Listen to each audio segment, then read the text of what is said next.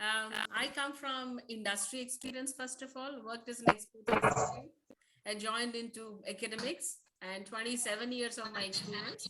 Um, I have got several assignments that I've done across the world, from Japan to Australia to London School and Ethiopia, Sri Lanka, Singapore, Malaysia, and Vietnam. This comes to me as a great rich learning outside the country and then come back to the classroom. Cross-culture management, change management is one of my important areas that I do look at. I do have my proficiency in Japanese. So my early years of working with Koreans and Japanese there in Hyundai Heavy Engineering Limited has given me a kind of platform for me to look more into Japanese. So on a scholarship, I went to Japan and I closely worked with them and lived with them. So my heart went into quality consciousness of Japan. So that's how I'm into quality also. My PhD is into Kaizen, Japanese management systems into Indian automotive. And I did spend my time as an executive education participant there at London School of Economics, Innovation, Change, and Entrepreneurship. So that brings me back to change management. Design thinking and innovation has become one of my another important delivery as teaching as well as the research orientation. So this is briefly about me, and I would like to have at least a small intro, quick, but will not waste more time on to intro, but quickly to, it'll be good to know from each others. That will be a great team for us to build on and then go further for our lectures to deliver. Hope this is fine, right? Thank you. I just want the participants to respond and just quickly tell about themselves in quick short span, and then we'll move on to our lecture. Is it okay? Yeah. Hi, everybody. Hi, ma'am. I'm Aditi from Mumbai. I work with Met League of Colleges, Mumbai, Bandra, and I look after training, recruitments. Overall, I look after the media department. Great. That's nice to hear, ma'am. Welcome. Ma'am, morning. Good morning, ma'am. Good morning, sir. Ma'am, I'm LCS Naidu. I'm from Army. I'm based in Coimbatore. I belong to Vizag. Oh, great. Pleasure, ma'am. Thank you, sir. Nice to meet you. Yes. Hello, Dr. Neelam this side, and I am from Gurgaon, basically Delhi chapter, and I'm into learning and development department. So there I take care of capability building and organization development. Oh, great. Thank you. Madam, I am Srinivas Jaganti from Hyderabad. Okay. I am working for one business school as a soft skills trainer as well as assistant professor. I conducted many workshops, especially in soft skills. Oh, great. Yes. Thank you, sir. Hi, ma'am. I'm Sisha. I'm from Hyderabad. I'm a training and development professional. I love to read. I love social work, and I love talking to people like all of us. Great. Here. Great. Thanks. We are in one place actually. Yes. Hello, ma'am. My name is Sagar Kapoor. I'm currently residing in Kanpur, and I'm heading the learning and development department at my organization. And our main core focus area is talent acquisition. Wow, great. Nice to hear. Anyone else? I think 8 people, right? Ma'am, am I audible, please? Yeah, please. Hi, ma'am. This is Tanu. I also belong to automotive sector. I had worked with Maruti earlier, right with ECMA. So I am into doing projects on zero defect quality and sustainable manufacturing practices right now. Wow, great. Hello, ma'am. I'm Surendra Singh. Yes, sir. Go ahead. I'm Surendra Singh from Bangalore. Yeah. I'm engineer, and I'm in training field. I'm a faculty here, and my favorite topic is like quality related topics like Six Sigma, project management professionals, and ASQ certifications, particularly certified quality engineer, reliability engineers, and many other certification programs for our engineers. And I'm from Bharat Electronics Limited. Okay. Great. Thank you. Great, sir. Thank you, sir. Thanks. Yes. Good morning, ma'am. This is Mohammed with you. Yep. I belong to Kerala, but I keep moving to Dubai, Qatar, and India. I work for a dairy company. Okay. Yeah. So that's what my experience. Thank you. Great to know you. Yeah. Hi, ma'am. My name is Pandian. So I am taking care of corporate training and development activities in my organization. What's your organization, sir? The KCP Limited. I'm in Chennai. Great, sir. Great to know. Morning, ma'am. This is Murli from Bangalore. I work for Himalaya the last 14 years, pharma and FMCG background. Thank you. Okay. Good morning, ma'am. This is Rajendra Pandey. I'm working in corporate quality in pharmaceuticals from Ahmedabad. Good afternoon, ma'am. This is Neha Kapoor. I am into learning and the development and employee engagement. Okay. I work for an education sector. I am residing at Kanpur, ma'am. Great, ma'am. Great to know you. Good morning, ma'am. My name is Yogesh Srivastav. I'm an L&D professional in direct selling since 9 years. And before that, I was in IBM US healthcare domain in training. Okay, sure. Great. Gauri Raju, have you already spoken? Yeah, no, ma'am. Hello, my name is Gauri, as you can see from the name thing. Yes. I have 25 years of experience in branding and communication roles. I was part of the Adani Corpcom and have held positions as creative head in advertising agencies as well. And right now I'm a freelance consultant. I also take up soft skill development training programs. Great. For senior executives, but I don't have a formal qualification, so I'm taking up this course. I'm basically from Tamil Nadu, but I live in Ahmedabad, and I speak about 8 Indian languages. Wow, fantastic. Next, anyone else? We'll move on. Madam, good morning, madam. My name is Bothi Raj, and I'm from Chennai, but I stay in Delhi right now. Okay. I have been working in L&D profile more than 15 years. Okay. And this is a brief about myself, madam. That's great, sir. Great to know. Hi, ma'am. Good morning. Morning, ma'am. Pooja this side. Okay. I am from New Delhi and settled in Chennai right now. Okay. And into product management with the medtech company for almost 10 years now. Okay. Looking forward to a role into people development. Wow, great. Good morning, ma'am. I am Deepak Parab. I am based in Mumbai, and I am in the L&D profession from last 1 year. Earlier, I was in sales. So I am actually from pharmaceutical sector. So that's all. Thank you. Great, sir. Great. Thank you. So is there anyone else, please? Hello, I am Chirag Chawla. So I am working with McDonald's, the quick service restaurants. I am taking care of training, learning, and development there. So I am also an instructional designer and a Six Sigma expert. Thank you. Oh, great. Anyone else? Myself, Nikhil Pawar. I'm from Mumbai. I'm working as a plastic molding engineer in MNC from last 4 years. And part-time, I'm doing life coaching. So I conducted personal one-to-one coaching sessions on relationship issues, stress management, etc. Great, sir. Thank you. Nice to know you. Yeah. So with that, can we move on to our lecture today? Shweta Shrikant, are you going to say something? Miss Shweta, Yes. Hello, ma'am.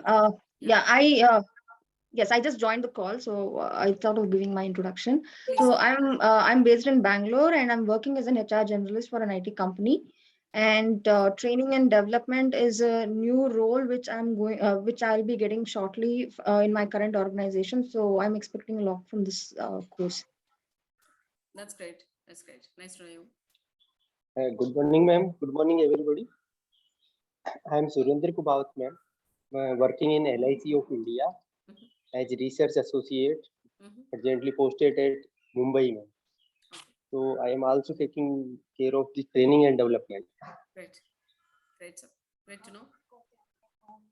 Anyone else, sir? Yeah. Hello, madam. Hello, sir. Good morning. My name is Guru Raj. So I work as the HR head of 2 companies in Bangalore. One is iTriangle Infotech Private Limited. We are into vehicle tracking systems manufacturing. And the other company is into software development. It is called Zealot Connected Services Private Limited. So both companies, there are a lot of changes happening. The company is growing. So every day we see a change, new stakeholders coming in, etc. A lot of changes are happening. So innovation and change management, definitely it's going to help us, it's to cope up with the changes that are happening every day in the organization. Yes, sir. That's nice to know you, sir. Great. Thank you, madam. Thank you. Anyone else? Good morning, ma'am. Morning, Sorry, good afternoon. Mayur, this side, I have total 12 years of experience and I have been into HR as well as in training also. Okay.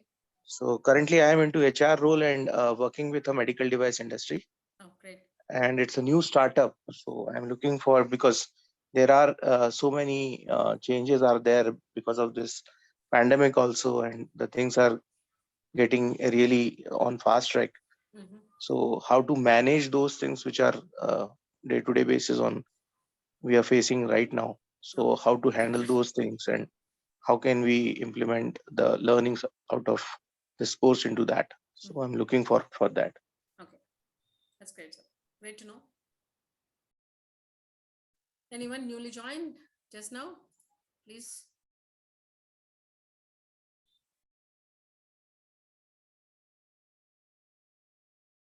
Is my voice okay right now?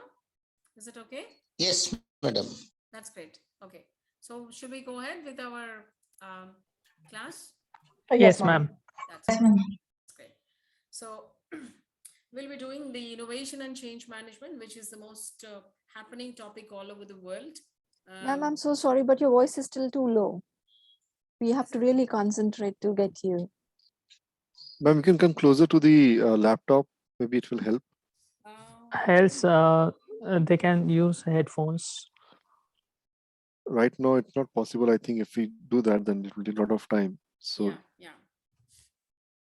Right now, please listen. In fact, earlier it was better, but now it's very low. Okay. Now it's fine. Yes, ma'am. Comparatively, it is fine. So, ma'am, just one thing, ma'am. Could you please check the volume of your laptop? Maybe that might be on low, on the right hand bottom. Yeah. I just checked. It's fine. Maybe sometimes what happens, the connection wise also you have. So, ma'am, let's continue, ma'am. Yeah.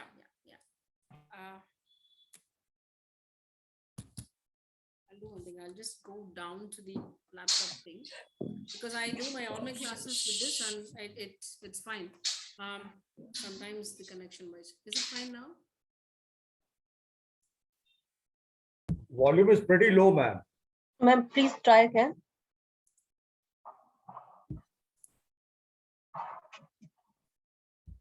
Just hold on. I'll check what's the problem with it.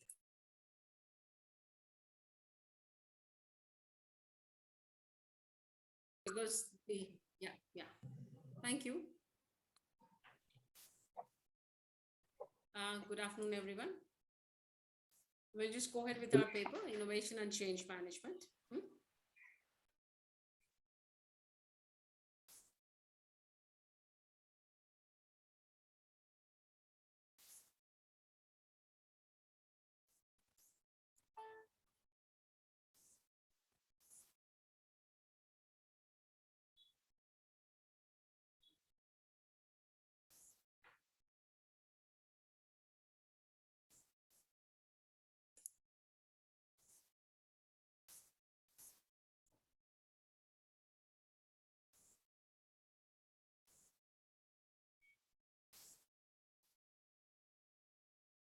Is it okay now?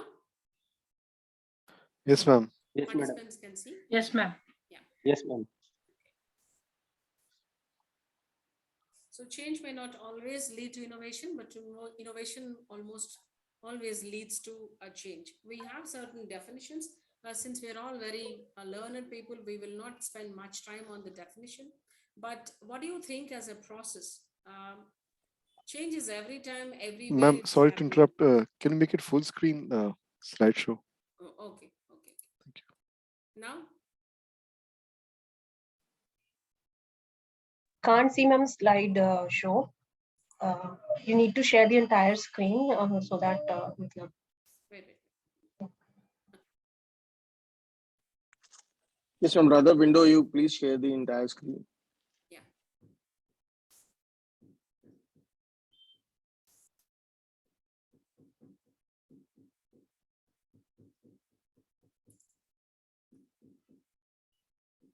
Are you able to see now? It is an option of resume slideshow. Yeah, it So is. we, It is. So we are F5 you unable can, to see the madam, you can press process. F5, madam, F5. Oh, yeah. Yeah.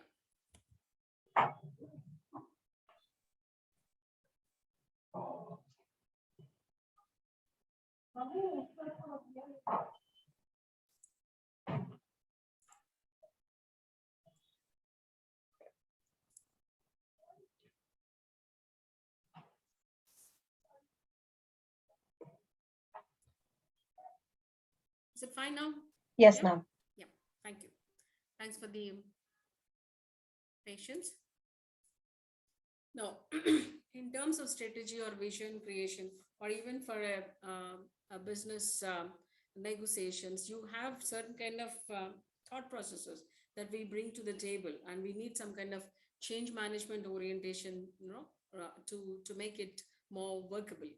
Now, we have seen everything every minute it's changing. Not necessarily every organization is ready for change, but there is a strategy for improvisation. So before we go to that, I think I'll give you some kind of narrative. Maybe we can just have a small kind of, thought process on it. Let's say that Ambassador as a brand which didn't think of a change, right? Some companies which didn't think of a change and which was actually living on their cash cows, and they thought that they can just can continue like that, has lost their market.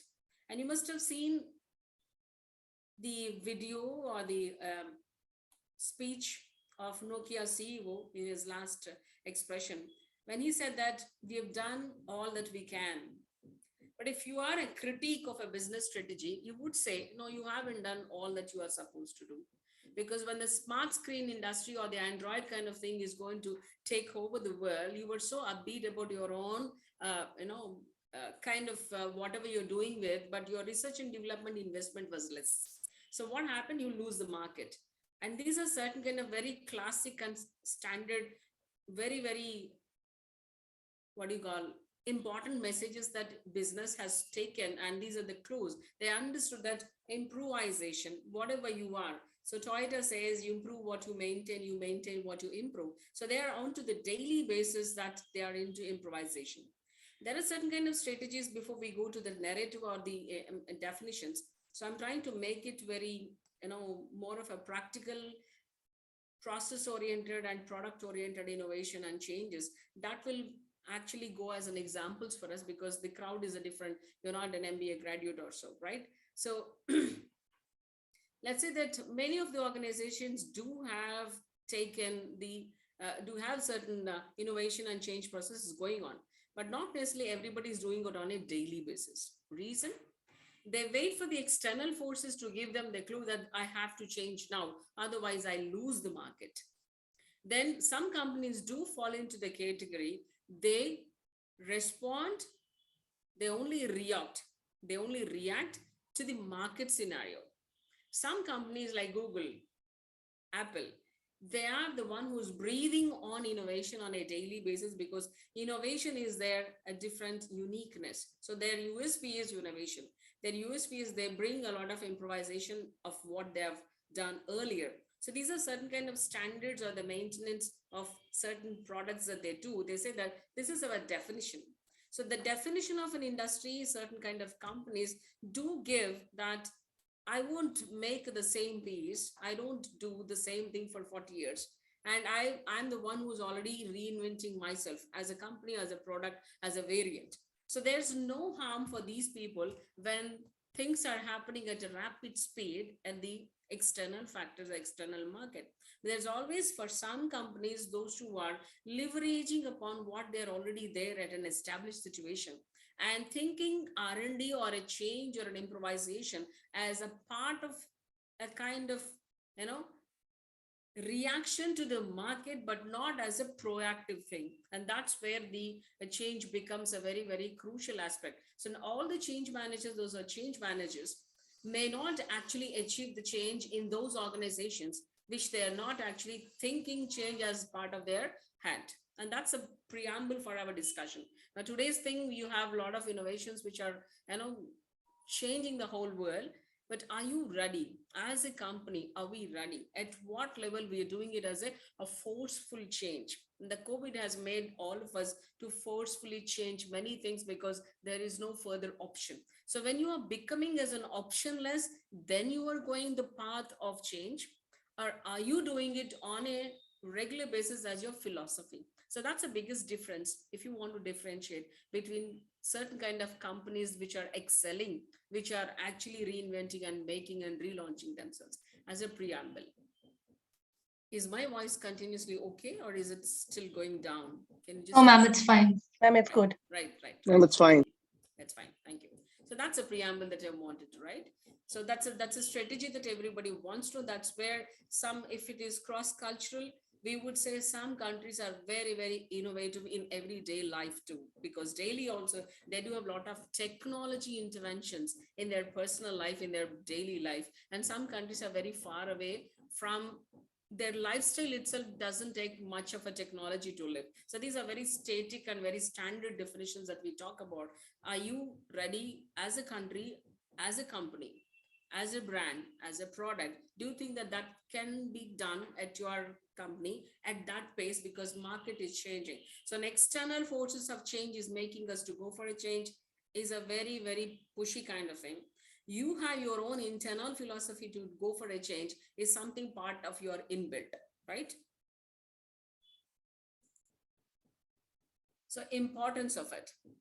The importance of innovation is like we would like to simplify, we would like to bring more changes into it, we would like to solve certain problems, we want to make more optimum utilization of certain things, and we want to also give certain kind of new parts and new variations to it. So there is no other way but for going for an innovation, right? The role of innovation in change management is whenever you want to change can happen straight away. You are improvising. So the usage of a change as a word is very, very regular. But whenever you say change, before as a standard change, you have a small improvisations. That's where if anyone is into most of the people, those who talked about quality, you will understand whether it is lean or Six Sigma or a total TPS, total production system, or a Toyota production system.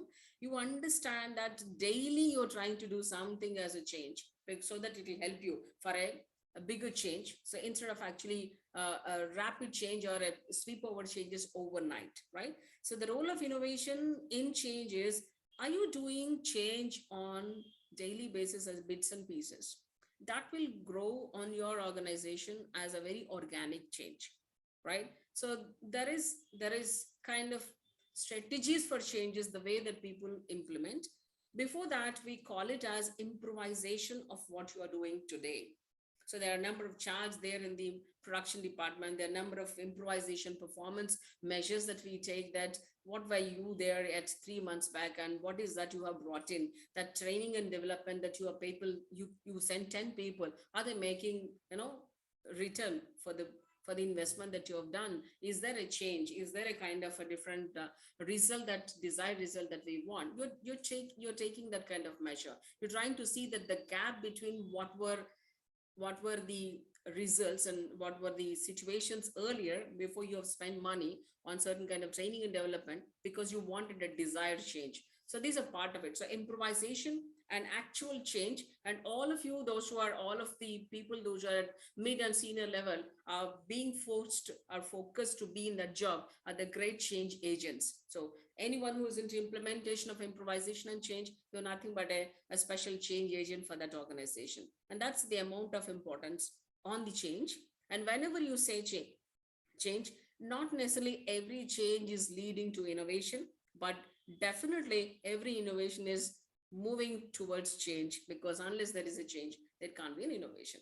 Now, steps or stages, successful innovation implementation process, it deviates, it differs from organization to organization. Let's say, Chetak, I'm trying to talk about, we'll also do some kind of case studies or cases that I want you to read it and come back and then discuss. So Chetak, when they have actually stopped the assembly line, is that a good thing? Was a question. for a change management thing, because you built your company for more than 35 to 40 years saying that Hamara Bajaj. It also can be an ethical thing, saying that you just elude the entire nation, saying that this is national scooter. If at all you want to think in terms of scooter, you have to think in terms of Bajaj Chetak. So suddenly you decide that I don't want to go further into scooter. Fine. But what is a goodwill? What is the assembly line that you have already spent crores of money into it? So the change that you're talking, these are certain kind of debates that went on, whether it is online or whether it is in the classrooms, that we still talk about Bajaj decision. Now, what happens? What happens to the market? The market was so empty with a very serious and a very long-standing great goodwill player called Bajaj has stopped bringing scooter into the market. And India is a place where an average Indian man or woman wants a safe thing. Not every average man is comfortable to go on a bike because he has to carry everything onto his scooter. So what happened? LML Vespa, which was good in the previous era, has now come as just as a Vespa. Now you see, when somebody says that India is a price sensitive country, you see that Vespa has given the price more than 85,000. People are happily buying that with that kind of price, and it is tiny and it doesn't have a resale value the way you used to have the other Chetak and other vehicles. But what happens is when your change has made others to grab the entire market, and that's where your change sometimes may be costly for you, whatever the decision may be. But some of the critics of this international business strategies or business strategies of the national or the market intervention, the market, when do you want to pull your product back? All of the gurus were trying to say that, is that a good decision from the Bajaj? Right? Okay, I pause over here. Anyone from the class, can you actually respond? What do you feel that Bajaj decision, was it a good change? Was it a bad change? Is that a very, very technically viable and logical, whatever, ethical? It has so many dimensions. You can just say, because it's going to be more of a discussion also sometimes, if at all we want. Any one of you, can you respond? Is Bajaj? It's a bad change, I can say, because all village people mostly they are addicted to go with a Chetak itself for long years. Whenever they, because the milkman he always carry the milk dabbas, 4 or 5 dabbas to from one village to another village. Yes. For his generations, they cannot purchase because there is no provision of purchasing the Chetak. That maybe for 20 years, maybe there. But next generation, because the people, they always go with the same trade for long years. So that's the bad change, I can say that. Because family people, they cannot go with new vehicle, whatever it has come in the market. And the bike is not safe for the women to absolutely at the back and take their children at the back. So as an average Indian, so average Indian man, so they cannot purchase go with 80,000 and 90,000. Yes, that's absolutely yes. Anyone else? Please do share your thoughts. Is it okay for you if we can have a small chat and discuss and then go ahead instead of monotonously talking? Because no, absolutely, we require this interaction. Yes, ma'am. Thank you. Absolutely. I think Chetak, the reason to pull out was they were losing market to the Activa, which suddenly became the most preferred scooter of the Indian middle class. Very true. So I felt that instead of innovating and bringing up a product that could match or even better the features and the whatever was being attractive to the Indian middle class from the Activa brand, they kind of withdrew from the race, which was, I felt, a loss, and a little bit of innovation could have revived and even boosted that brand of Chetak, which lasted so long. Exactly. See, this is where we think about legacy. If you have established yourself for more than 38 years, you have already got a cushion where people can actually give a try to Bajaj's any experiment coming out, because you're not a new player where it didn't work and so you'll pull yourself back, right? So there's a way that you can do so that you can leverage on the brand or the goodwill that you've already established. right? It's very, very tangible, a kind of thing that you want to do, and all these intangible things that you should have really leveraged upon. That's what is one discussion. I'm not trying to drive the discussion into any angle, but if at all, it's good for us to have more, because these are certain kind of examples, classic examples of, in the name of change, you already have drifted from your focus that you wanted to serve the nation. You wanted to say that everybody should have Chetak as one of their classic vehicle in their courtyard, and at the end of the day, you are moved. What happens? The absence of a very good brand is open for everyone, right? Mahindra has launched, Suzuki has launched a vehicle, TVS repaired its brand and then brought again TVS Vego. You name a vehicle, you name a company, they all have experimented with a two-wheeler, and everybody in the market started buying it because there is no testing time. There is no testing time, and everybody wants to experiment because the real brand of the good guru is absent, right? The absence of something else has made others to gain market. Yeah. So this sometimes can be a very good debate and very good discussion for us, whether pulling out from the market at certain kind of peak of viewers, is it good, or do you think that you can still work on some innovation, like the way they're coming with the electric scooter? You would have done the same thing. You would have given a time, let the assembly line of your regular Chetak continue, and then meanwhile you pick up with your electric scooter and come back, so that you are not absent as a brand of a scooter, as a Chetak in the world of a scooter market. That's a discussion. Okay, I'm not closing it as a kind of concluding point from me, but I'm trying to drive it. Okay, anyone else? Actually, it was a monopoly. Chetak was a monopoly, but exactly. Yes, Shajar, unfortunate to take the decision. Yeah. Ma'am, one of the reasons was also that the Bajaj thought that there is no future of the scooters in India, and they started focusing in the motorcycle segment. Yeah. So they withdrew themselves from the scooter market. Yeah. Yeah. Today the Bajaj Pulsar is a leading brand as far as motorbikes are concerned. Yes, sir. Yes, we know that. During this Chetak era, the market was expanded with the introduction of Vespa range. And later on, the introduction of kinetic Honda, we could see the shift from the gear vehicle to the vehicle without gear, non-gear vehicle. But even the kinetic Honda, they lost the race.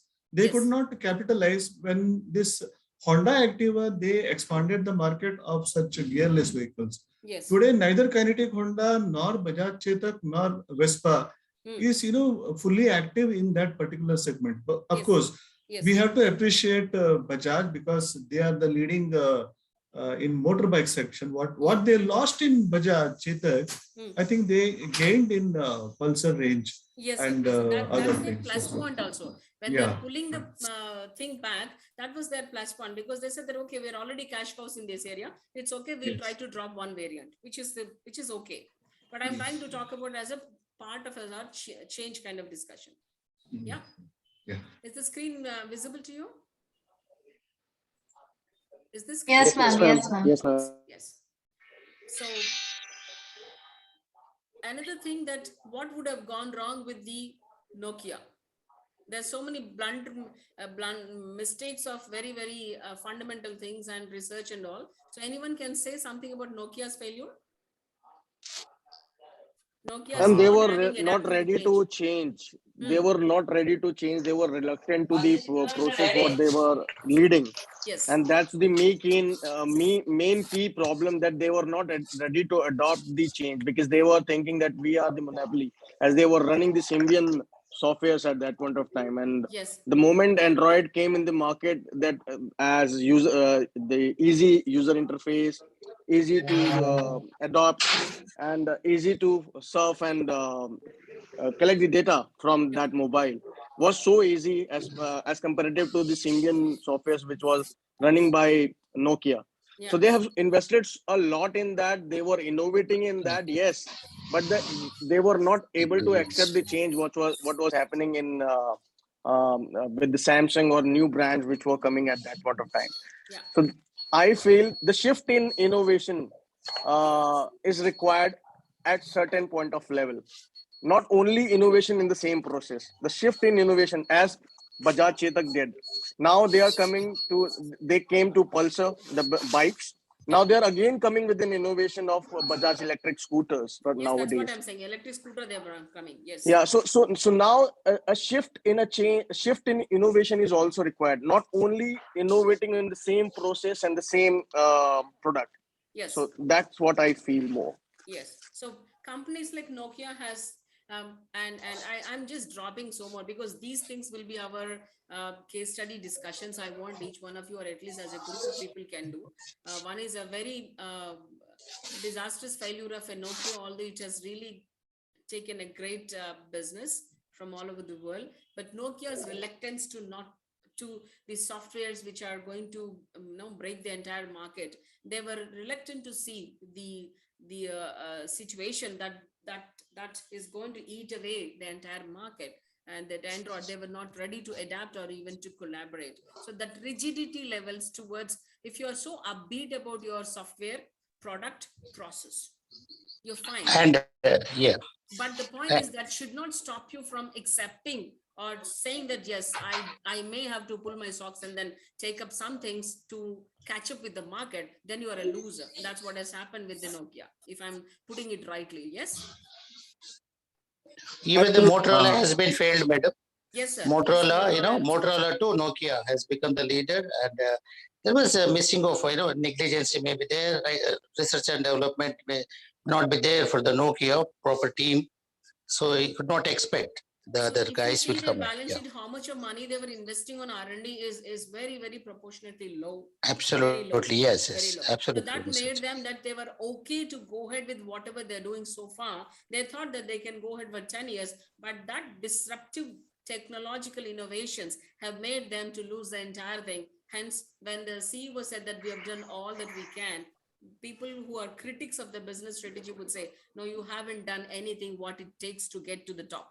That's it. Yes. Another important I think aspect is the time, because there is always a shift from blue ocean to red. Yes. So when the markets, they are changing from blue to red, it is the time to start with innovation. Yes.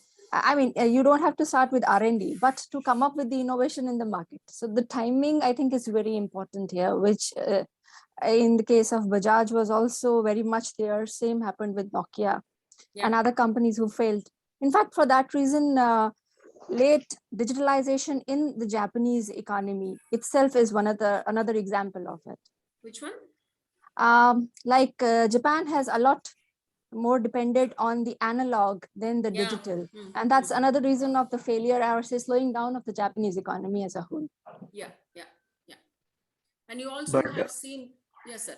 Hello. Saying, yeah, please. Mayur here. Yes, sir. But I have some different view to this two comparisons. One is for Bajaj and one is for Nokia.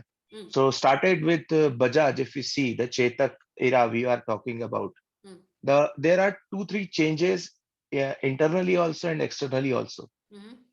So the son of Mr. Rahul Bajaj has taken over, and he is not at all interested in Bajaj, what he is doing right at that time. So he wants to, and there is a very, you can say, a vacuum is there in between the two-wheeler sector, right? Because people, someone has also said that Vespa is also losing their market. So people don't want to have a hand gear scooters, because there are non-gear scooters are there, or the automatic gear scooters are there, and they are booming. So TVS Scooty is still alive. Honda is still alive. Activa, we can take that. So that is a difference, and the very much change is taken care by up means the topmost level, so that we don't want to continue. And the circumstances at that time, because young chaps are there, all the young fraternity they are going to focus on, and the you can say the movies at that time, more specific on sports bikes and all. Right, so that taken up there, and they have the good and the changes in standards, European standards and Bharat standards. So BS4 has to be there, and Chetak is not, because that is obsoleting in the market. Two-stroke engines, they are obsoleting from the market. So four-stroke engines that didn't require the mixing oil into petrol. So these are changes. environmental changes are there, which is required. In case of Nokia, if we'll come to this part. So if you see, there are gradually top players are changing. When Nokia was there, Motorola taken up. When Motorola was taking up, simultaneously Samsung is taking up the market. And if we now look into this, MI or Xiaomi is taking up. Yeah. So in case of Xiaomi, there is no innovation is there, but the what market is actually demanding, they are focusing on that. In Indian market, the economic range is booming up, Yes. right? So flagship products will not work that much if we see right now. Right. So the range is between 15,000 to 20,000. They are booming the market, where Samsung is losing because of the quality of product. Yes. So now Xiaomi is taking up there because durability is good. People want durability in India. That is one thing. And the economic range. So that is the change in that. Yes, sir. Yeah, you can bet on your process, you can bet on your variant, you can bet on your quality, you can bet on your standard, whatever you're given to the market. Now, these are certain failures that we talked about. I'm very positive to talk about Godrej, that they have taken their change legacy ever since they've established, right from their British time. They're just known for locks, Godrej locks. But Adi Godrej has, when he started his career to reshape the entire Godrej, they have given a new kind of look to Godrej, and see the change and the way they're actually holding on to the brands that they have established, and they're bringing new thing. The way it has moved on is a very phenomenal and fantastic job. Anyone has observed anything from Godrej that they can talk about? I have some Godrej from Indian perspective that I'm trying to talk about. There are some international companies that I would like to give as a positive applause to them. You must have heard something called Western Union Money Transfer. Yes. Western Union Money Transfer is an established one somewhere from 18th kind of thing. And then it used to be there as a telex message transfer company. And if at all it's a money transfer company, you need a lot of trust because it's a banking and it's got a finance thing. Today, it's the most one of the trusted company to transfer your funds. How did that go as a change? If change is difficult, come on, Western Union was a telex message operating machine established company, but that has moved into finance, that has moved into funds transfer company. What a beautiful way of leveraging your company's process that you are into. And that's not easy, that's not easy, because they must have gone through lot of technological challenges to establish. Am I rightly saying so? If anyone can share your thoughts on Western Union and then Godrej as well, please. Ma'am, for Godrej, what I have observed that initially they were in locks, but gradually they expanded themselves to almirahs. And in fact, my office installed Godrej coffee vending machines. So it had like giving competition to Nescafe and Cafe Coffee Day. Godrej is offering much more variants in coffee vending machines. So apart from tea dispensing, they have a multitude variations for coffees as well as soups and various things. So See, this the is like business major strategy. innovation. Yes, this Yes. the See, major business thing which strategy. yeah. Yes, great. See the business strategy into it. So you are dealing with iron sheets to make your iron locks or iron safes. Why not you try to move on to almirahs and other kind of often furniture? That's a very organic way that you are adding your cross-selling to a thing. That's a fantastic business strategy. And you moved on, and you are actually leveraging on the brand and the goodwill and the trust that you already built. And once anything like your coffee machine that you have brought in, this is something which has proven by people who have done a great homework of a change, great homework of improvisation. First of all, they're not talking about innovate straight away. They went on improvisation. You understand now why I'm actually putting many companies into our discussion and then moving the slides, because any company, it's straight away trying to go for an innovate and just have lost lots of time. I don't think that we would appreciate. Now I bring in, would you appreciate ambassador, even if it go with a joint venture with a Lamborghini or a Ferrari or a kind of limousine? I think that India has waited for more years, boss. Now you don't have You don't have to come because we have got great options in front of us, right? Yes or no?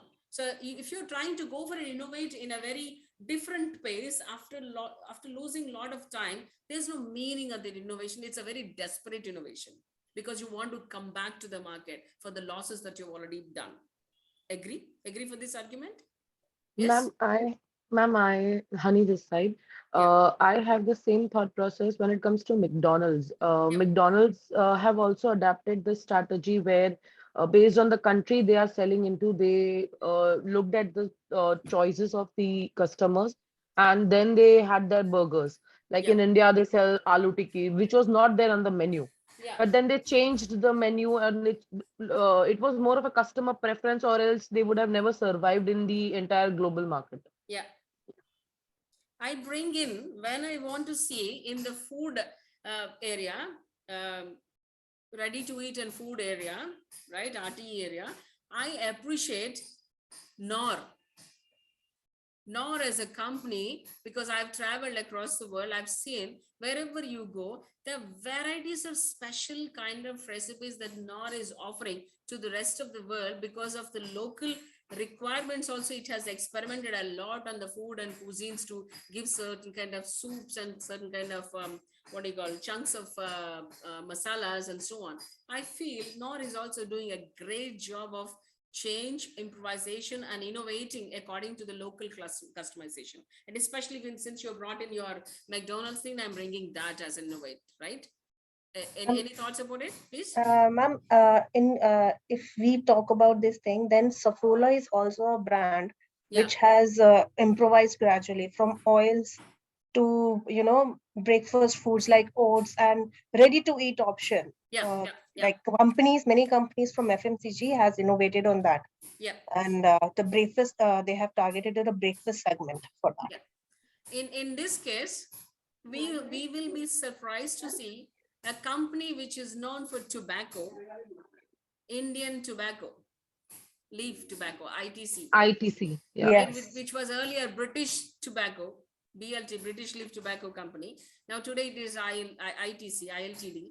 Then it will be so surprising the way change that they brought in to enter into everything that you talk, right from your books to notebooks to Mangaldeep, your incense sticks to your pastas to your noodles to and biscuits, you name it, into your garments, you name it, the way they've improvised and the way they've actually brought in variations and diversed into so many things. And look at the way that they've conducted them. And no longer you talk about ITC today, you don't remember cigarette. Earlier it was just the cigarette. Earlier it was just the tobacco products. But today you are not just remembering only that. That takes a lot of a change process to hold on to certain things and then the way they move on. Agree? How about Wipro, ma'am? Wipro would come exactly. Wipro started as an edible oil company and then moved on to software and so on, and then going great. Yes. Amazon Books, ma'am. Amazon Books. It started with. Yes. Yes. It's just Amazon book selling. And look at their vision. And if at all you want to put that vision into practice and the mission, look at the way that they wanted to change, right? And what else? Same way we can say about the Birla also. Yeah. Now you can name it the industry, they are into that. Whether it is finance, they are into that. Where it is manufacturing, they are into it. Whether it is hospital management or healthcare, they are into it. Yes. No, but there is a difference between diversification and innovation, isn't there, ma'am? There's a fine line that divides. Whenever you want to diversify, also you need to take the help of change and innovation with the kind of under the umbrella of that, sir. Because when you're diversifying, you're not ready for that. I would try to bring Mahindra as one of the important topic now.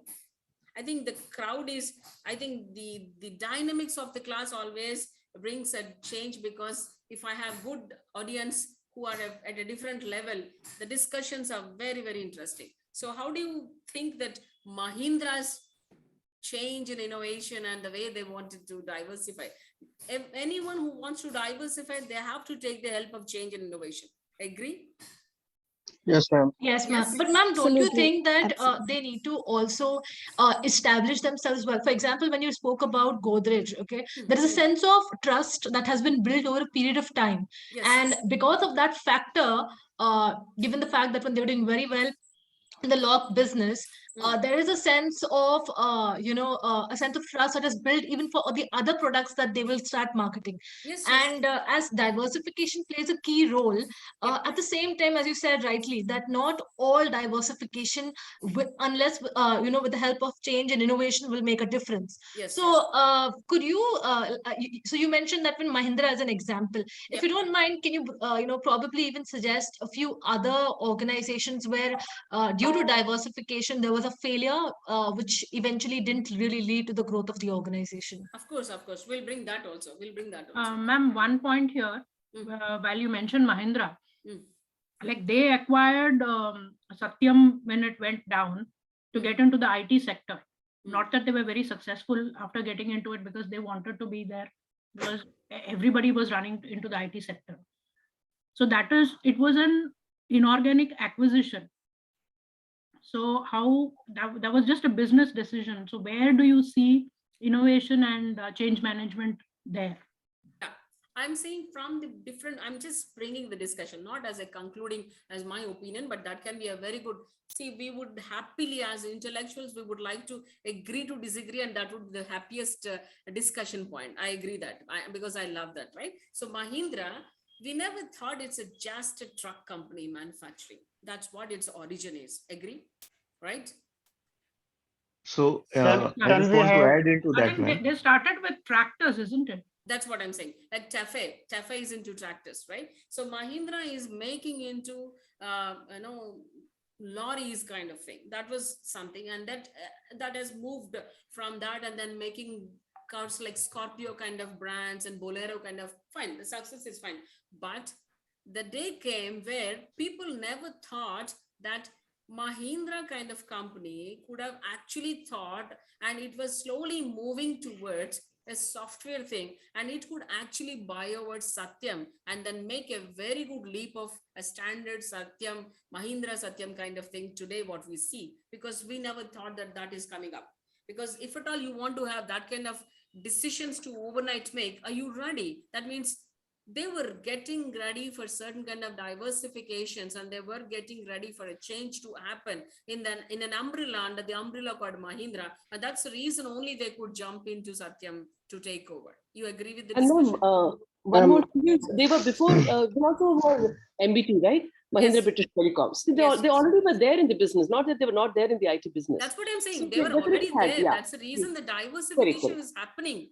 So you should see 10 years before. When I say Amazon Correct. wanted to capture the entire market of India, it's not today. It's doing it last 8 years, aggressively recruiting, aggressively changing, aggressively improvising certain things and adapting certain things. So after 10 years, when you see there's a great buyout, it's not the overnight decision.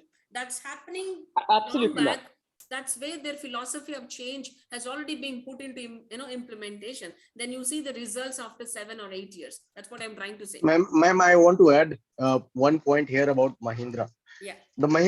The employee, even the old employees of Mahindra even says that once Mahindra open any venture, they live with that for a longer time, and they don't have that tendency to close it, even if they are falling down in some time, and they believe in innovation at that point of time.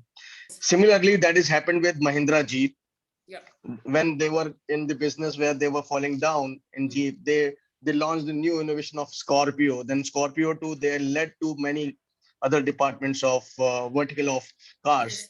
Yes. Even that they have entered in the bike and scooter, and they failed there.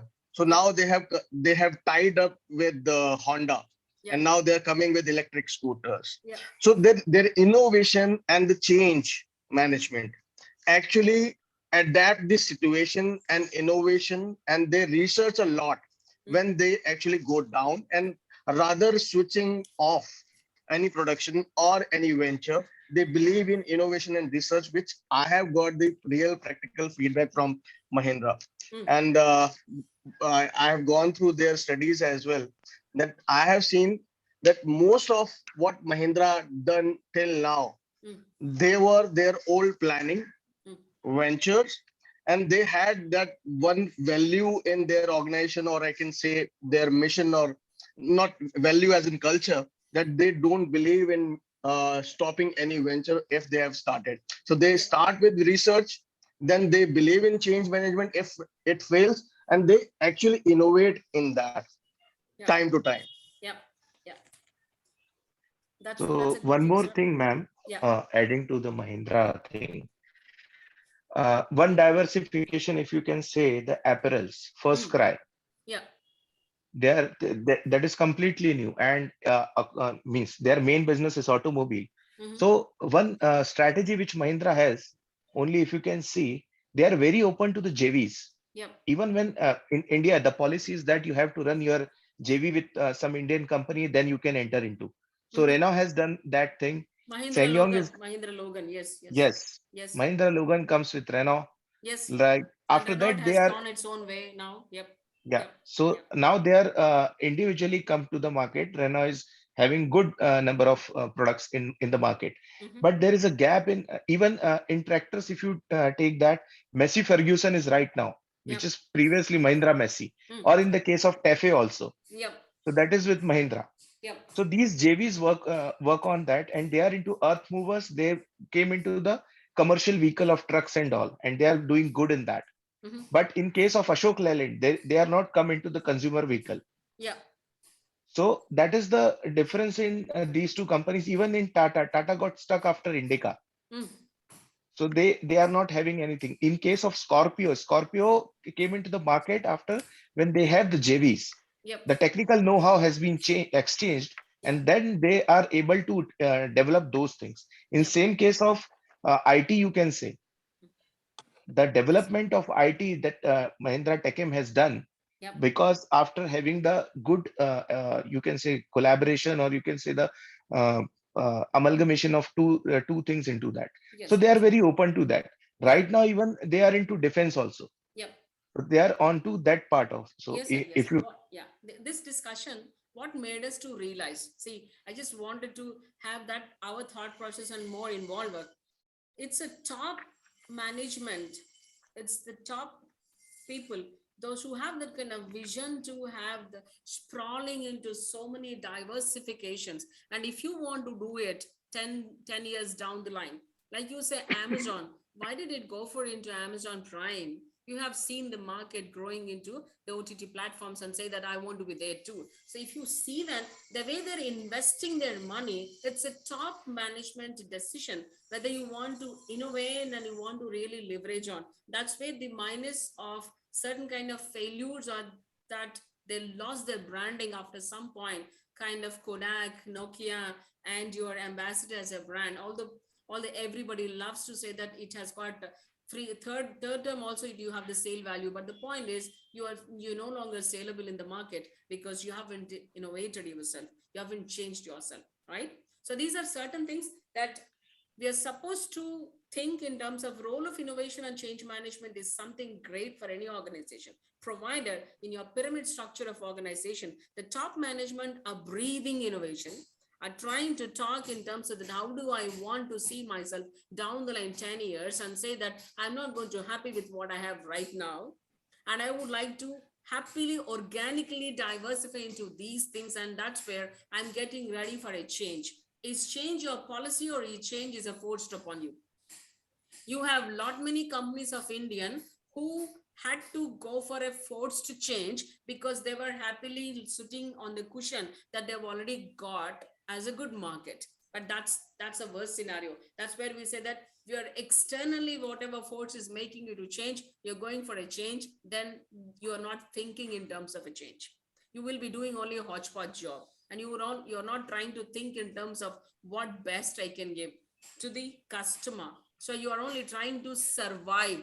Is change a survival mechanism? Is change a very, very dominant technical or a kind of legacy of your organization? Two perspectives, even for an individual. Some individuals of all of us, those who go through certain kind of perspective at certain kind of ages of our career, is change a force upon us? Otherwise, our survival become difficult.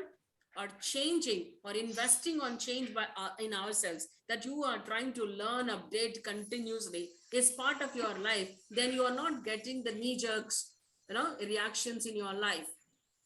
Personally also, if I can say that, that's what happens to the companies. So it's mostly the role of a top management who wants to take the change, who wants to take innovation, who wants to see that the desired kind of destination for the company is just a roller coaster. I cannot decide that I'm happy today. I may be the most unhappiest company in the near future, because they're new players. Those are coming from certain backgrounds, and they're actually playing around with lot much of technology, which I'm not ready, if that is what it is. So the India also has seen a company called HMT.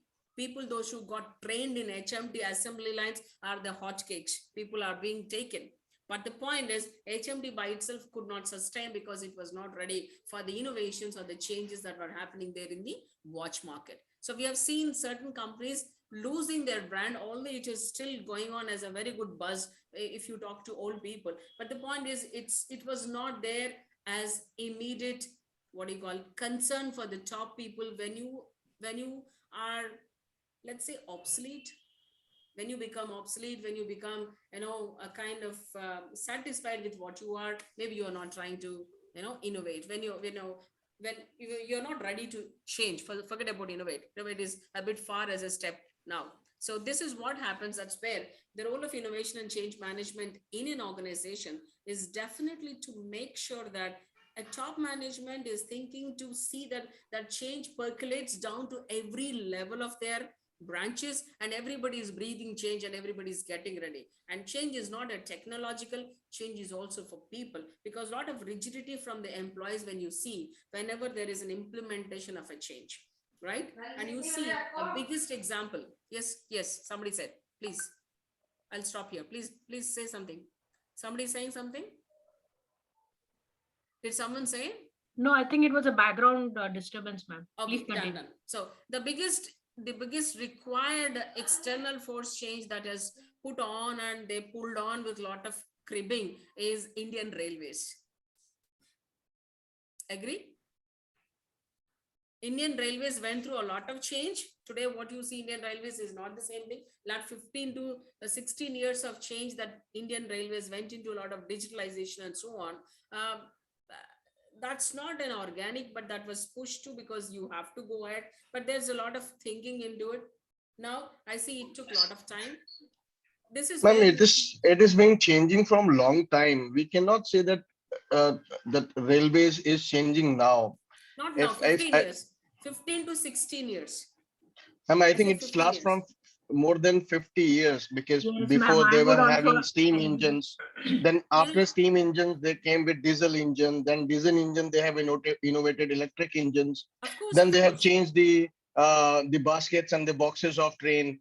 And after that, they came to fiber one. Now they're coming with new innovation in bathrooms, right? So they are changing a lot as per consumer feedbacks and the change, but they are not doing it from now. They are doing it from last 50 years, and they keep on changing it. So yes, we have seen even the English bathrooms in railways, which were not before. Yep.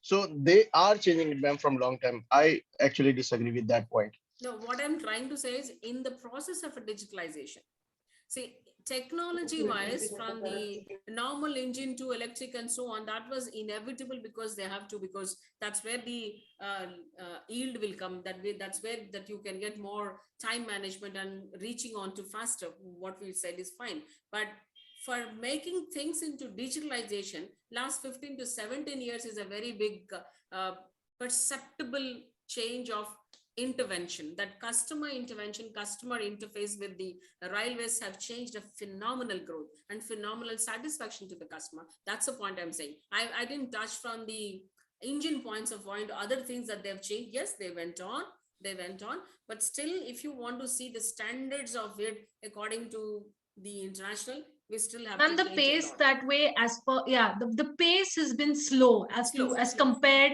be it to developed or underdeveloped countries. I mean, the pace that way is comparatively slow. I'm appreciating for the customer, experience that they're Right. going through last 15 Right, years. right. Once they've gone through the digitalized kind of thing. That's Right. what is the mechanism that I'm trying to talk about, especially what you are trying to give to the customer and all your digitalized and your social media and your internet experience, booking online. These things have changed the very good experience, the very perception of railway travels, perception of booking has changed for the customer, because you have changed phenomenally as a company, as a industry called Indian Railways. That's what is the idea. So 15 years is a phenomenal continuous changes that people were going through in Indian Railways. That is what my point was, not from the engine. Digital kind of thing, digital transformation of Indian Railways is a great learning and a great phase. For that too, the size of the organization, massive coverage of the lines, it's not that easy. And the kind of number of employees that are working pan India is not easy for a change. If you say it's not easy. And the worst that is happening is the BSNL, which could have taken more, but BSNL is a different kind of story altogether. Anyone who wants to have more points, that will be a great discussion, sir, because change and innovation, when we do it without, we talk about so many companies which are onto the positive line and which are onto the offline of the negative, and that they lost the game. Ma'am, If I you don't think touch upon the them, there is no innovation change management as a class. So that's the ma'am, reason I I'm think the bringing it up. biggest Yeah. Yes, biggest example is Apple. yeah. Apple is Yes, the sir. biggest example of innovation. Yes, sir. And we can also say that before I think 2000, Mhm. people were using that small video cassette players, CD Yes. man. Yes. So these companies like Philips, Yeah. they have innovated a lot. If I can say, the most innovated company nowadays is Philips.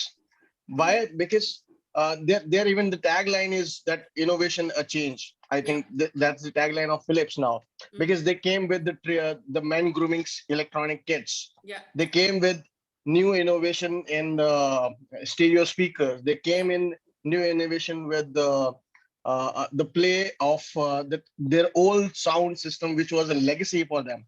Yeah. So they have changed a lot. All the radio systems all were stopped, but they are kept on doing innovations, and they have changed a lot, and they have maintained their goodwill. Yeah. And also a brand value in I think every Indian's mindset. Yes. So that's what I feel, ma'am. The biggest innovative company which we can say or believe, that Philips. Yep. And I can, if internationally I talk about, that's Tesla and Apple. So they are Exactly. keep I'm on going to innovating. bring in Tesla right now. I'm a big fan of Tesla, basically, I should say, right? The way they're doing. Look at the way that Elon Musk, the way he brings in. No one can think in terms of as an individual company to go into space research, man. I think that definitely wants some different kind of perspective to do business.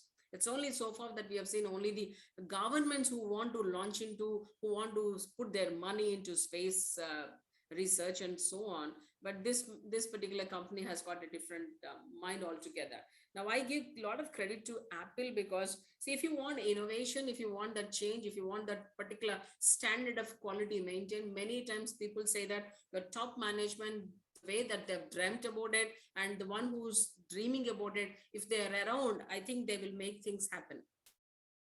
Right now I don't think Steve is there, right? So but still, in the absence of Steve Jobs, you still have the same kind of breathing of innovation as one of your quality, and you live on innovation. You just make your point, uniqueness only on innovation. That takes lot of changes, that takes a lot of philosophy that you're building to function as a company in a company. So that's where we have to really give a lot of applause to Apple. And the most important thing in the Ma'am, correct me if I'm wrong. Yes. Ma'am, correct me if I'm wrong. Yes. The statement which is said to be known as innovation, Mhm. I think innovation is said to be where you create a need and create something for people. Yes, sir. It is not that people have that need and you have created something. You created a need is called as innovation. As Apple did, even I follow, I'm a big fan of Steve Jobs. And he always believed in that. I don't believe in market research or doing research with the people, take surveys and feedbacks. I believe in creating products which I believe in, that I can create a need. So that's how he innovated these products. That's how he thought. And he made innovative products for people and created a need as well. That is blue ocean strategy, right, Yogesh? Absolutely, absolutely. Yeah, So, because so, they so are going to the, yeah. So my statement, which I believe in, and I think I feel, correct me, Surendraji, if what your take on that also, that innovation is not that what people needed and you have created it. Innovation is all related to what you have created for people. They felt that yes, it is needed and it is in front of us. Absolutely. Yeah, But innovation Yogesh, is something new to the world. and Actually. innovation is New to sometimes, yeah, innovation can also happen because of the changes, the way we see, the industry change, the technology change, the need of the customer. So that also drives the innovation, right? Jyoti, that's what I feel difference. I I don't agree with feel that Yogesh. people need. Yeah, I don't feel that people needed, and that's why company changed. Correct. I feel that people actually innovated, and people felt the need, and they are now ready to change. They're ready to adopt things, and that's Yeah, how because we are sometimes as changing in the consumers, market. sometimes as consumers, we are not sure Ma'am. what we need, and if the a new product or new innovation has been introduced, is then we realize this has made our lives so easy, so much more better. So that way, I think basically, ma'am, in that, if we can say, the company works on the experience. Yep. It creates the changes. In Yes. case of Apple itself, they are going on the experience, Yep. whether it is a music experience when you are walk through, or in case of Indian Railway, when they are shifting, working to We experience. can adopt both the aspects. Your aspect is absolutely correct in terms of creating the need for the change. But then what if people, it's the need for our to change or adopt a technology. So I think both the aspects can work on. I'll just bring in one sentence, madam, here, all of us. See, innovation for an African world is different because African world is looking for basic problems to be solved. Innovation for a developed nation is different, where I want more comfort and I want more comfort. I want more simplification. So that's a different level of requirement in the innovation for a developed nation. For a country called India, which is into developing, we want more scales, more yield, more reachability, and more solving problems which we're supposed to solve in certain nook and corners of the country, where innovation is a different tool for us, dependency for us.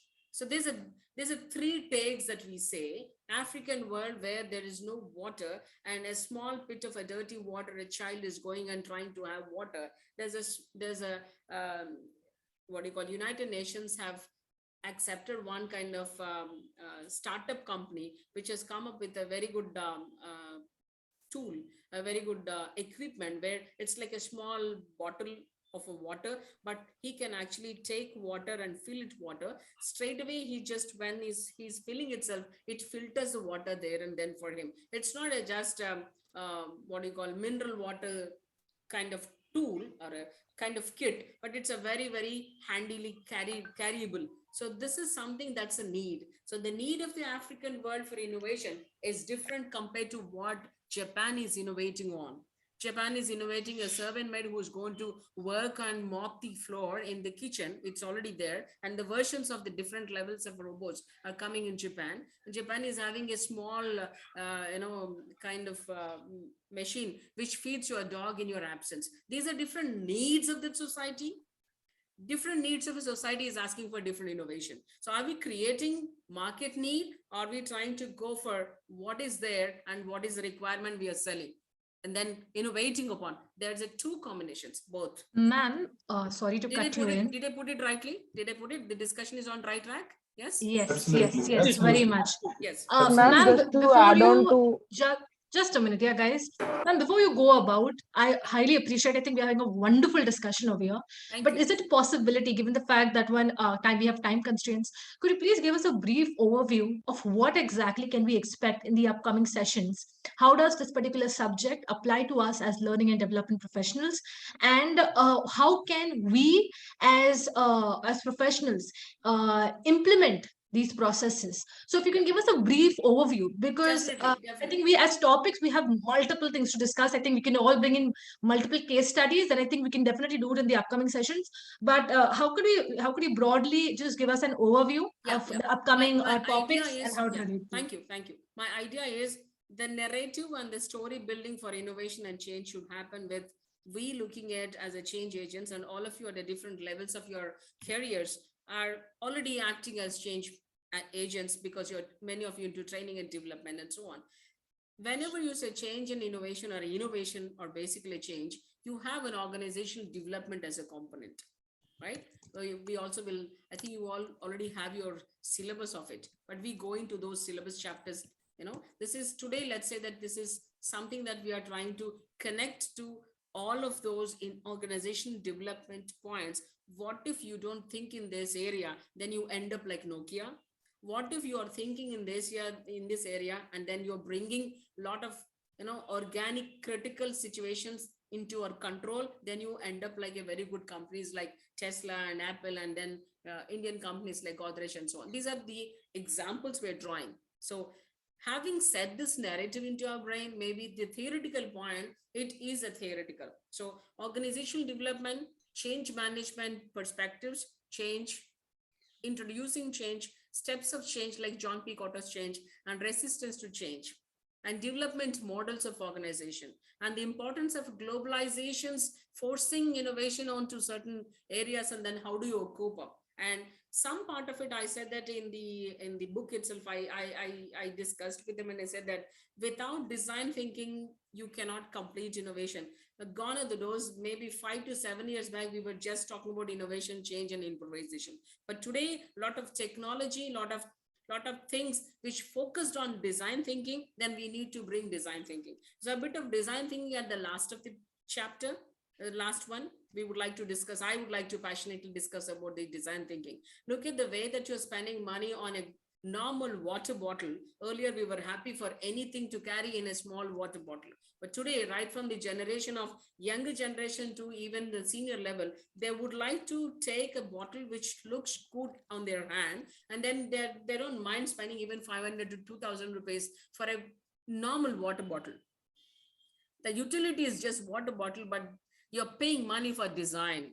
You're paying money for certain kind of features which is coming from that. So that's where design thinking has taken a lot of us place into think, and all the professionals started thinking with, if at all I'm talking about innovation, I better talk about design thinking also. So change management, types of changes, resilience to change, or the restrictions that they come, and rigidity levels to the change in implementation.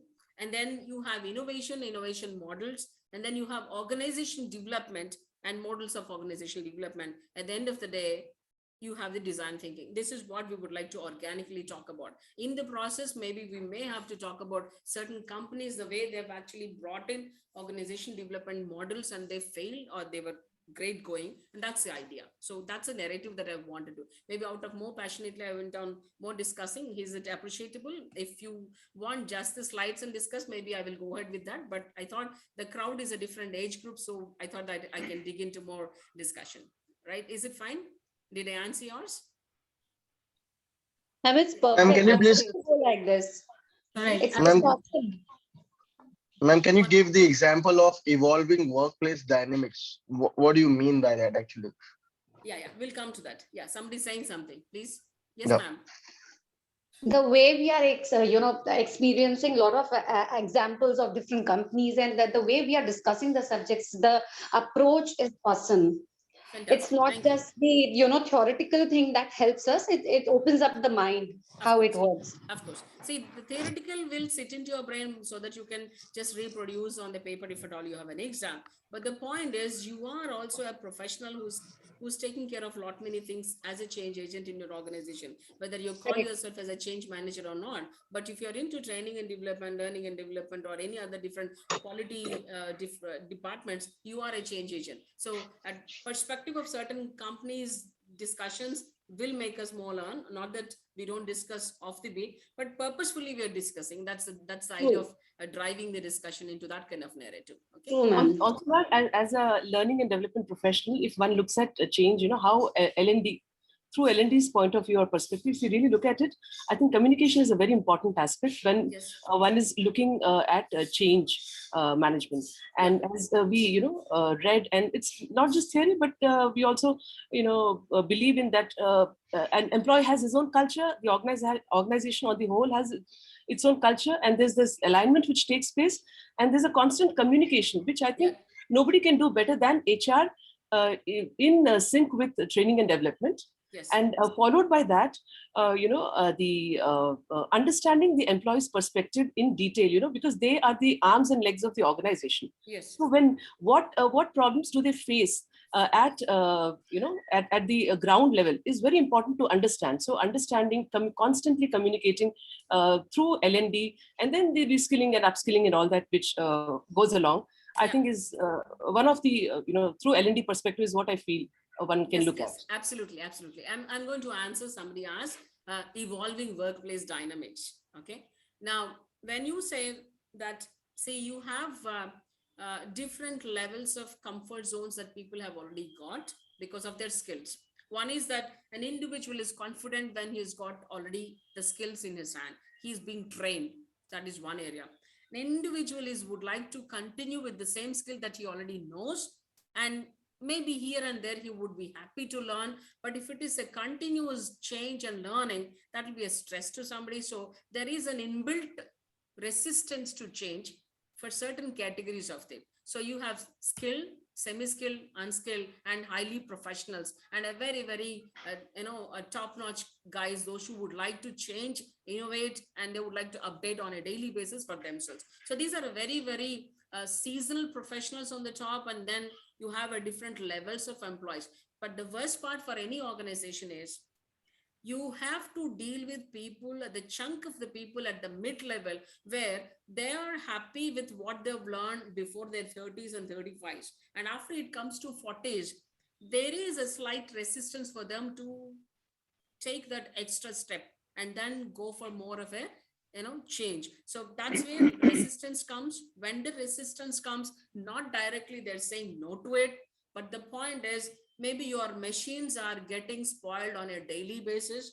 Somewhere the workers or the foremen or the shop floor people are trying to fiddle with the machines in a way that it's not giving the yield the way it's supposed to. Or there are so many other ways of expression of their non-compliance with the change which is happening. That can be absenteeism, that can be fights, that can be politics, that can be office furniture, repairs continuously. There can be any number of things which are any different aberrations which are coming into place, and then you understand there is something that they're not understanding.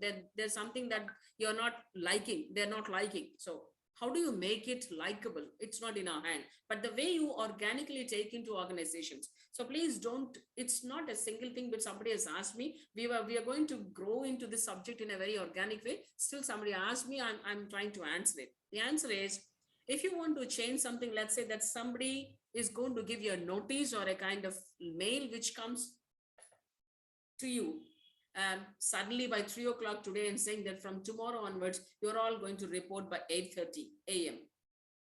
Right? Was it discussed? Was it given? Was it a buzz? Was it concern being taken, feedback being taken? There is something called downward communication and upward communication. Was it a point of upward communication where all the communication from the bottom being considered and taken as a feedback and it built upon, and then there is a decision coming to you on an email box? Then it's fine. But one single email which comes that there is a decision from the top, and then we're going to report from tomorrow onwards 8:30, that one single email itself will bring a lot of dissatisfaction. Dissatisfaction, what they do, they close their email and they go back to the home. No, the point is that may have a very, very ill fact will bring into in the way that they respond to the work, the speed of the work, response to the delivery from one department to another department, cooperation level, and completion of the work on time, deadlines meeting, everything will slowly have an impact. And this is where we see a lot of consultancy that I did along with my Japanese senior quality gurus. And we see that there's a lot of elements, ill health elements in the organization. The minute you walk in, you will see people passing on the information is getting delayed. One department to another department, coordination is getting delayed. Somebody doesn't give you the full information. They only give you half information, or they don't pass on the files which are important on time. You name it, there are so many dynamics, right?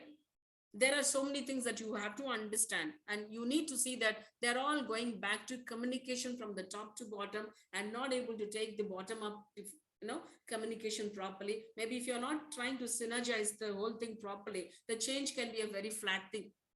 It go flat on that organization. It definitely go flat, and that could be a very big fiasco of the company. And there are so many companies which is standing tall in that area where they did burn their hands that they did not communicate properly. So there's an internal successful communication process, and then alerting them, making them aware of this is where we are and this is what we want to go. Aggressively, Amazon kind of people want to make a great sales turnover, and I have got my $1,000 million kind of thing. I've got my sales turnover as a target. What do I do it? So if you have to discuss, put it into bits and pieces and then make it into as a discussion. Not that everybody is not discussing, but sometimes when you take a decision overnight, and then you take a decision in small groups, and then that percolates into the other groups, and then there is a lot of dissatisfaction, and then there is something that you are not attending properly. Your voice is low, madam. Yeah, okay, now it's okay. Voice is fine. Yeah. So in Japanese management system, we talk about it, a ringi system or an nemawashi. Nemawashi is something that you are going around the roots of it before you uproot a tree.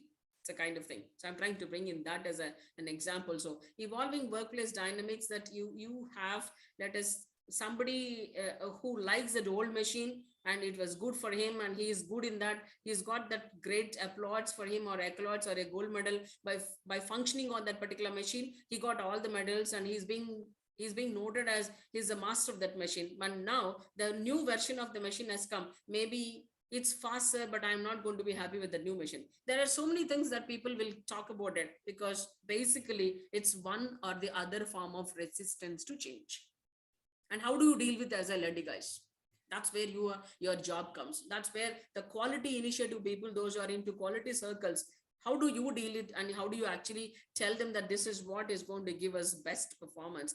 Although it requires more attention, more training and keen, and at this point you may feel that you are again an alien to that new machine, but still please do put up with that. So there's a kind of a hand holding again needed. And then every organization which is growing, which did grow and which fall after a certain point, if they didn't really do that hand holding, everybody go through this kind of phase in every department. So that's where is your evolving workplace dynamics that will come from. And if at all, adding to it, now today, your generation gap from employee to employee is a huge problem. The millennials and the Z generation, the Z generations, which are going to create a lot of problems, because they don't have that concern, that they don't have the connectivity, many of them, to the organization, saying that I'm not loyal to the organization, but I'm loyal to my profession that I'm taking. So if the kind of profession that I love, I'm loyal to that, but I'm not loyal to the organization. So I can take a decision within 24 hours whether I'm going to be there in that company or not. So a lot of attrition, a lot of dynamics which are coming from not able to understand the expectations or the requirements of the new generation employees also. These are different kind of problems that a lot of HR guys are going for training to understand the millennials and the new generations, if I'm putting into a right perspective. Anyone can respond. Madam, I would like to ask one thing, madam. Yeah. If you permit me. Please, sir. Please, go ahead. Madam, my name is Poti Raj. Yeah. My incumbent is, I'm into L&D profile. Okay. Basically, I train people, the new joinees on the product training. Yeah. I impart them knowledge and the skill. Yeah. But when I ask them to implement it, some may implement effectively, some may not implement effectively. So the implementation is like a behavioral part. Yes, sir. Where some change themselves and they'll implement it. And when they implement it, they try different ways and means creatively. So I feel that this topic is really going to be helpful. Yes, sir. So to bring in the change as well as the implementation. Yeah, But yes, sir. what I also feel is, if a person amount of intelligence that he possess gain after the training program, yeah, okay, it's not that important than the thinking that directs is intelligence, which I feel is much more important. Yeah. So if you permit me, I can give you 2 examples, madam, because I just want to understand how this course is syllabus is going to help for the L&D profile. The example what I want to draw here, think of a scenario where a person is very, very genius. He has got a lot of knowledge, and a person can tell why things doesn't work very easily. Yeah. But when we ask him to do certain, why you're still in the same position, why don't you grow up? Yeah. A person said immediately, I have a fear of taking responsibility. Yes. And second thing, I don't want to invest my money because I end up in losing my money. And third, I cannot able to socialize myself. I got all fears. Though the person has got huge amount of knowledge and is known for genius, we call him as genius, but he don't want to take up the challenge. He don't want to change. He don't want to go for think creatively. And think of the other example. A person was next to nothing. Okay, never been to the college. Yeah. But the thing is, he started a business, a new research firm, and where he could earn $30,000 in a year, where his subordinates could earn only $10,000 a year. Means he has earned 3 times more than the other subordinates. Yeah. So what I found, this person is uneducated, but still he has got that thinking, like you want to grow up, become successful. Yeah. So I just wonder, madam, how this course is really able to help people to think the level best, so that they can bring in change as well as they become a creative. Because this is creative is one of the biggest competency for any organization to become successful.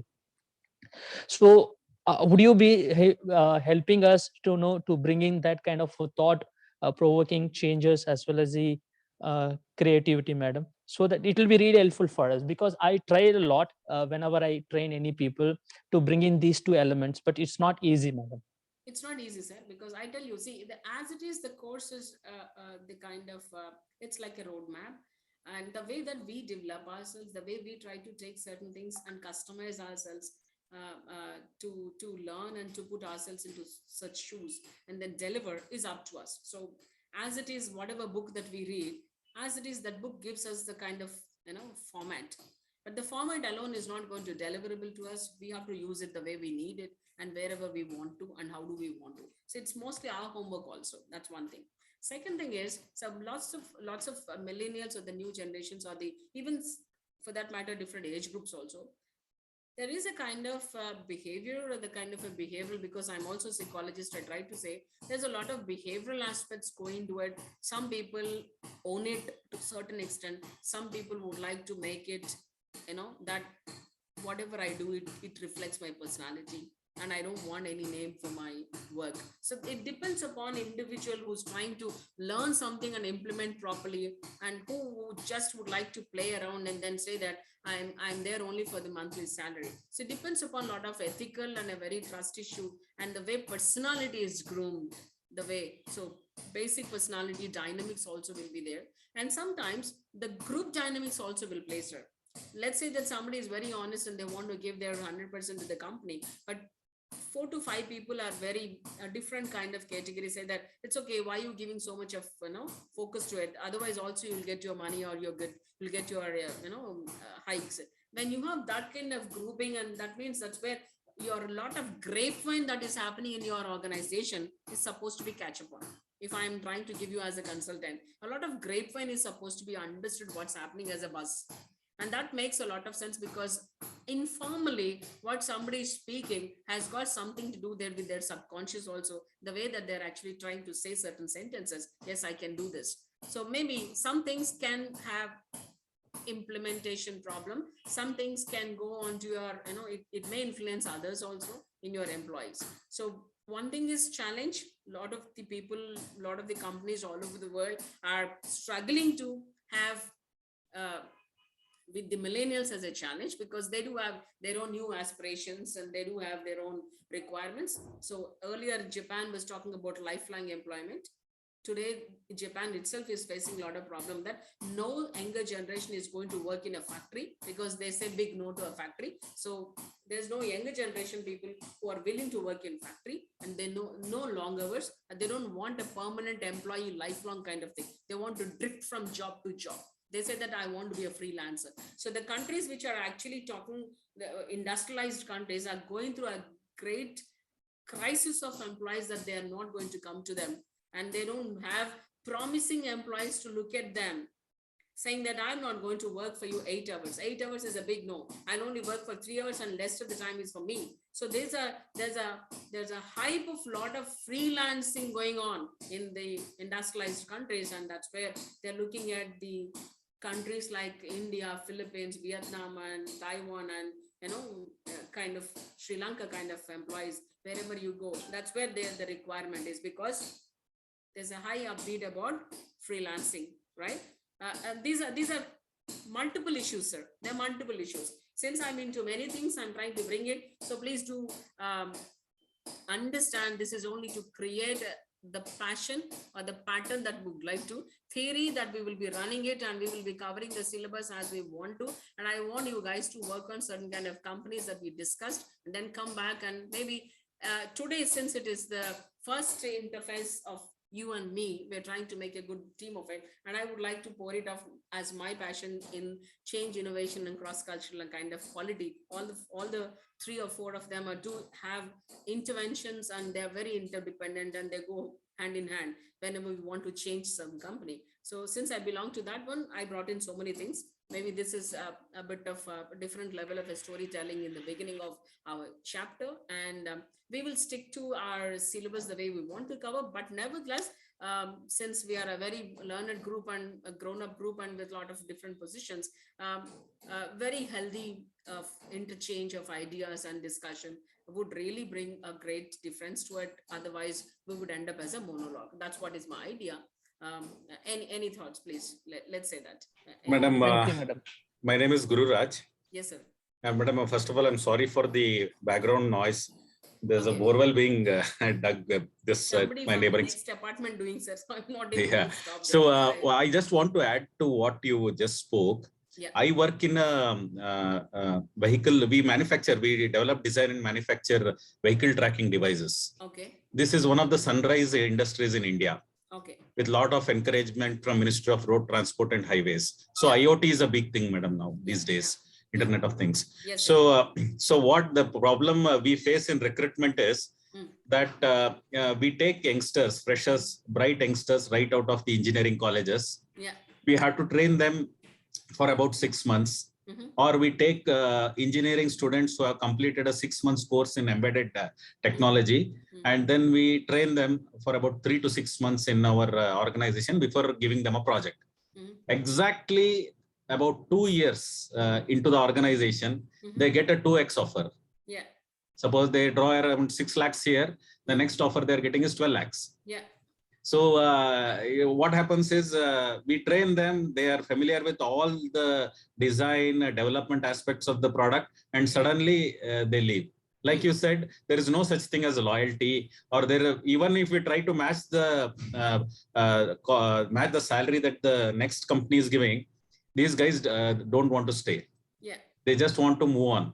So when you ask them, they say we want work-life balance. We want to spend, like you said, they want to enjoy both. They want to have work as well as have fun. Yeah. So this is a big challenge, madam, actually. Yes, sir. Yes, sir. Recently, we have a software company also. One is a manufacturing company, another is a software company. There, a gentleman, we gave him a hike. He was at 4.5 lakhs. So he was just 6 months old. We increased the salary to 6 lakhs. and the next company offered him 9 lakhs. So he said, we are leaving. So with great difficulty, we told him about the kind of workplace this place is, the kind of whether he enjoys working in our office and all these things. And finally, he settled down for a lesser price, but he stayed back for some time. But like you said, madam, the biggest challenge these days is there is no such thing as loyalty. Retaining the talent. Yes. Retaining has become because the recruiter is considered valuable only if he or she is able to keep the talent within the company for some time. Yes, sir. And the other challenge also I have faced is, madam, when we look for people above 3+ years of experience and we give them an offer, they say the notice period is for 2 to 3 months. And what they actually do is exactly 1 week before joining, they'll give some personal reason, or they will have used your offer letter to get a better offer in some other organization. Yes, so these are degradation of ethics, sir. Yeah, madam. Yeah, one more thing is they feel that make hay when sun shines. Yeah.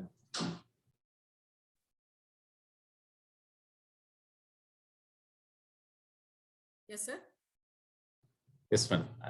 That's it, madam. Thank you. Thank you. Anyway, so any company which is talking about organic change, organic innovation is a different thing where they do have their own policies in-house, and the models that they would like to build is according to themselves, and they would like to go for their pace of growth. And some companies they react to the market and they adapt the innovation process, and that's that we're also into it. And I would tell you one before we close for the discussion is Fair and Lovely as a particular product. It went for kind of a change, right? How many of you know about this particular brand? Must have been known. Yeah. Yes. Somebody can mute yours. Yeah. So Fair and Lovely went 90% of a loss of the market, because when Fair Ever has come with what you call saffron and badam and other kind of thing. Now today, the line of Ayurvedic products, Ayurvedic line in what you call Unilever is a result of the loss of market to the herbal mixed products. That's where Fair and Lovely has actually gone through the crisis of 1 year. It had losses. Immediately it had to bounce back with a different line of a variation. So value innovation is a process in which a company introduces new technologies or upgrades that new design to achieve both product differentiation and a low cost, as well as gaining the market back. And this is where certain examples do make us understand that they're on the verge of collapse of certain products, because the new things, people started their life habits and changes have happened so much because Europe started going into more of an organic, right? So is the case with India also now is more into fitness freak, and they would like to eat more of a desi thing, and anything which is of organic food or a herbal thing is in thing, then you had to go for a different change. So these are either their culture or their purchasing power parity has changed, or they can afford more. In whichever way that your product is becoming obsolete in the market, then you have to go for a different value addition. And a value innovation is one process where you're upgrading the technology or giving a new kind of variation to it, and then make them get satisfied to do the new features of it, and then you retain your market. These are certain things. Okay. Now, cost savings are made by eliminating or Ma'am, reducing we have to factors. end the Yeah, session please, soon. I will end. Thank you, ma'am. Yeah. Should we end over here? Should I end over here? No, ma'am, you can finish up in next 2 minutes. And then we can close the session for today. 4. So that's Thank fine. you, ma'am. Thank you. That's fine. That's fine. So basically the value innovation is talking about cost savings are made by eliminating of reducing factors that an industry competes on. So in whichever industry that you are, let it be garments, let it be jewelry, let it be diamond, whichever industry you are into, you're trying to save costs on certain aspects of a process that you are into, and you want to bring new addition of a technology or a saving thing. Okay. I'm very sorry for next building. Something is happening there. So not able to stop them.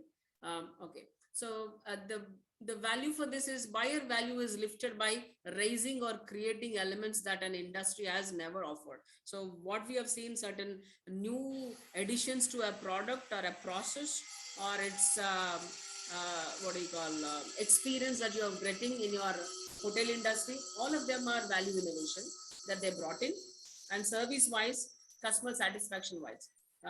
This is a concept, or this is a kind of intervention of a value innovation. Okay, yeah, I'll try to close this slide over here.